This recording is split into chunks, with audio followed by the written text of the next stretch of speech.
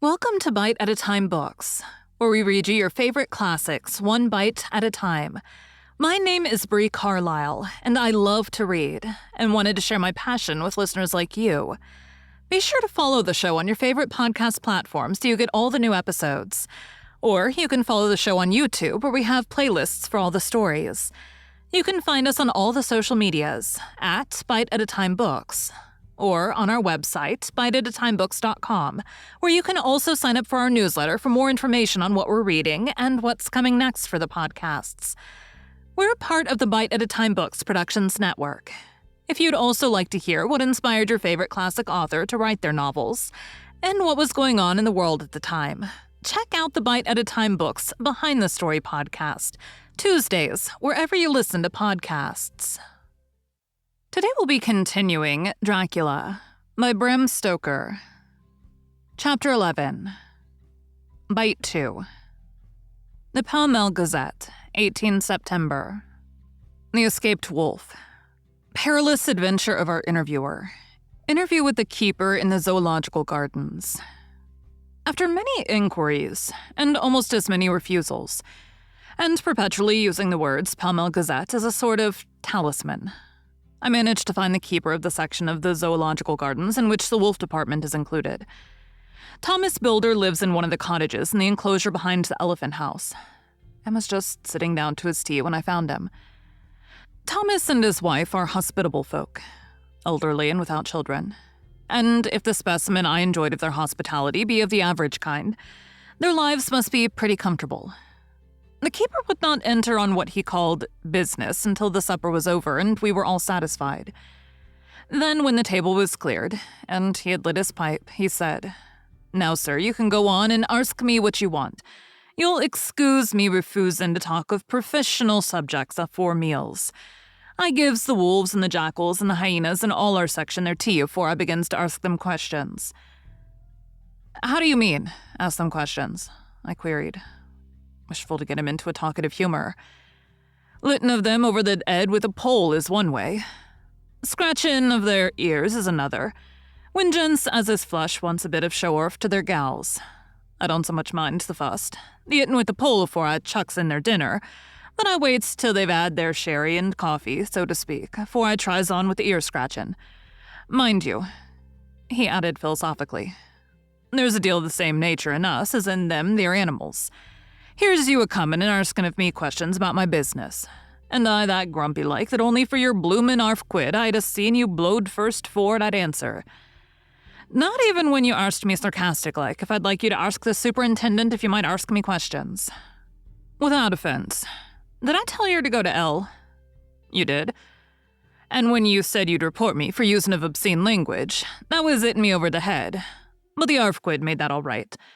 I weren't a-going to fight, so I waited for the food and did with my owl as the wolves, and lions and tigers does. But Lord love your art. Now that the old ooman has stuck a chunk of her tea cake in me, and rinsed me out with her bloomin' old teapot, and I've lit up, you may scratch my ears for all you're worth, and won't get even a growl out of me. Drive along with your questions. I know what you're a-comin' at, that ear-escaped wolf." "Exactly. I want you to give me your view of it. Just tell me how it happened. And when I know the facts, I'll get you to say what you consider was the cause of it, and how you think the whole affair will end." "All right, Governor. This ere's about the old story. That ere wolf, what we called Berserker, was one of 3 grey ones that came from Norway to Jarmarks, which we bought off him 4 years ago. He was a nice, well-behaved wolf that never gave no trouble to talk of. I'm more surprised at him for wanting to get out nor any other animal in the place. But there, you can't trust wolves no more nor women." "Don't you mind him, sir," broke in Mrs. Tom with a cheery laugh. "He's got mindin' the animals so long that blessed if he ain't like an old wolf hisself. But there ain't no 'arm in him. Well, sir, it was about 2 hours after feedin' yesterday when I first hear my disturbance. I was making up a litter in the monkey house for a young puma which is ill. But when I heard that yelpin' and owlin', I came away straight. There was Berserker, a-tearin' like a mad thing at the bars, as if he wanted to get out. There wasn't much people about that day, and close at hand was only one man. A tall, thin chap, with a hook nose and a pointed beard, with a few white hairs running through it. He had a hard, cold-looking red eyes, and I took a sort of mislike to him, for it seemed as if it was him as they was irritated at. He had white kid gloves on his hands, and he pointed out the animals to me and says, "Keeper, these wolves seems upset at something." "Maybe it's you," says I, for I did not like the airs as he give hisself. He didn't get angry as I hoped he would, but he smiled a kind of insolent smile, with a mouth full of white sharp teeth. "Oh no, they wouldn't like me," he says. "Oh yes they would," says I, imitating of him. "They always likes a bone or two to clean their teeth on about tea time, which you has a bag full." Well, it was an odd thing, but when the animals see us a-talkin', they lay down, and when I went over to Berserker, he let me stroke his ears same as ever. That there man came over, and blessed but he didn't put in his hand and stroke the old wolf's ears too. "Take care," says I. "Berserker's quick." "Never mind," he says. "I'm used to him." "Are you in the business yourself?" I says, taking off my hat, for a man what trades in wolves, and center, is a good friend to keepers. "No," says he, "not exactly in the business, but I have made pets of several." And with that, he lifts his hat as polite as a lord and walks away. Old Berserker kept a-looking after him till he was out of sight, and then went and lay down in a corner and wouldn't come out the whole evening. Well, last night, so soon as the moon was up, the wolves here all began a-owling. There weren't nothing for them to owl at. There weren't no one near except someone that was evidently a-calling a dog somewheres out back of the gardenings in the park road. Once or twice I went out to see that all was right, and it was. And then the owling stopped. Just before 12 o'clock, I just took a look round afore turning in and bust me. But when I came opposite to old Berserker's cage, I see the rails broken and twisted about and the cage empty, and that's all I know for certain.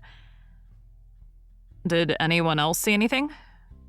One of our gardeners was a-comin' home about that time from a armory, when he sees a big gray dog coming out through the garden edges. At least, so he says, but I don't give much for it myself.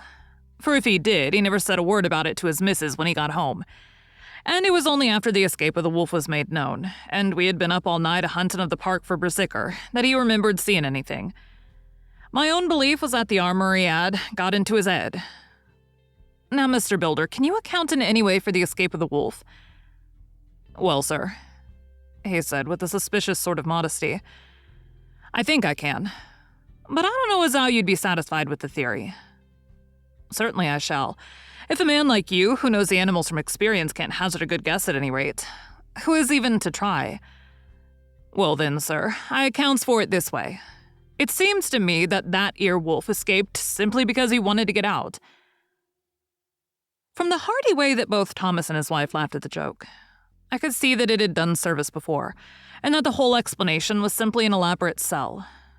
I couldn't cope in a badinage with the worthy Thomas, but I thought I knew a sure way to his heart, so I said, "Now, Mr. Builder, we'll consider that first half-sovereign worked off, and this brother of his is waiting to be claimed when you've told me what you think will happen." "Right you are, sir," he said briskly. "You'll excuse me, I know for a chaffin' of ye, but the old woman here winked at me, which was as much as tellin' me to go on." "Well, I never," said the old lady. "My opinion is this. That ear wolf is a-'iding of, somewheres. The gardener what didn't remember he was a-galloping northward faster than a horse could go. But I don't believe him. For you see, sir, wolves don't gallop no more nor dogs does. They not being built that way. Wolves is fine things in a storybook. And I dey say, when they gets in packs and does be chivvying something that's more feared than they can make a devil of a noise and chop it up, whatever it is. But Lord bless you, in real life a wolf is only a low creature, not half so clever or bold as a good dog, and not half a quarter so much fightin' him. This one ain't been used to fighting, or even to providing for hisself, and more like he's somewhere round the park a-'iding and a-shiverin' of, and if he thinks at all, wonderin' where he is to get his breakfast from. Or maybe he's got down some area and is in a coal cellar. My eye, won't some cook get a rum start when she sees his green eyes a-shinin' at her out of the dark. If he can't get food, he's bound to look for it, and mayhap he may chance to light on a butcher shop in time. If he doesn't, and some nursemaid goes a-walkin' off with a soldier, leavin' of the hinfant in the perambulator, well then I shouldn't be surprised if the census is one baby the less. That's all. I was handing him the half-sovereign when something came bobbing up against the window, and Mr. Builder's face doubled its natural length with surprise. "God bless me," he said, "if there ain't old Persicker come back by hisself." He went to the door and opened it. A most unnecessary proceeding, it seemed to me.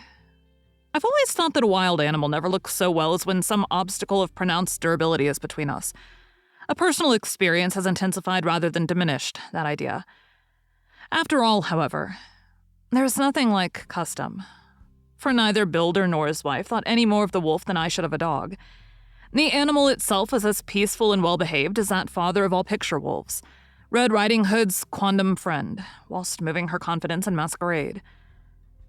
The whole scene was an unutterable mixture of comedy and pathos. The wicked wolf that for half a day had paralyzed London and set all the children in the town shivering in their shoes was there in a sort of penitent mood, and was received and petted like a sort of vulpine prodigal son. Old Builder examined him all over with most tender solicitude, and when he had finished with his penitent, said, "There, I knew the poor old chap would get into some kind of trouble. Didn't I say it all along? Here's his head all cut and full of broken glass. He's been a-getting over some bloomin' wall or other. It's a shame that people are allowed to top their walls with broken bottles. This here's what comes of it. Come along, Persicker." He took the wolf and locked him up in a cage with a piece of meat that satisfied, in quantity at any rate, the elementary conditions of the fatted calf, and went off to report. I came off, too, to report the only exclusive information that is given today regarding this strange escapade at the zoo. Thank you for joining Bite at a Time Books today, while we read a bite of one of your favorite classics. Again, my name is Bree Carlile, and I hope you join us tomorrow for the next bite of Dracula. If you enjoyed our show, be sure to follow us so you get all the new episodes. We would also love for you to drop us a rating on your favorite podcast platform. You can catch us on all the social medias at Bite at a Time Books, or check out our website, biteatatimebooks.com, where you can sign up for our newsletter. Our show is part of the Bite at a Time Books Productions Network. If you would also like to hear about the authors who write the books we read on the show, check out the Bite at a Time Books Behind the Story podcast, wherever you listen to podcasts, or on biteatatimebooksbehindthestory.com.